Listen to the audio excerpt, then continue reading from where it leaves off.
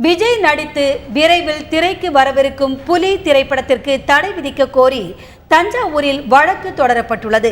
இந்த வழக்கில் நடிகர் விஜய்க்கு நோட்டீஸ் அனுப்ப தஞ்சாவூர் மாவட்ட முதன்மை நீதிமன்றம் உத்தரவிட்டுள்ளது. இந்த மனுதாரர்கள் சம்பந்தப்பட்ட எந்த திரைப்படமும் வெளியிடுறதுக்கு சட்ட ரீதியாக தடை விதிக்கணும் அப்படின்னு சொல்லி நேற்று தஞ்சை மாவட்ட நீதிமன்றத்தில் எனது வழக்கறிஞர் மூலமாக நான் ஒரு மனு தாக்கல் செய்திருந்தேன். அந்த மனு வந்து ஏற்றுக்கொள்ளப்பட்டது. அந்த மனு ஏற்றுக்கொள்ளப்பட்டது.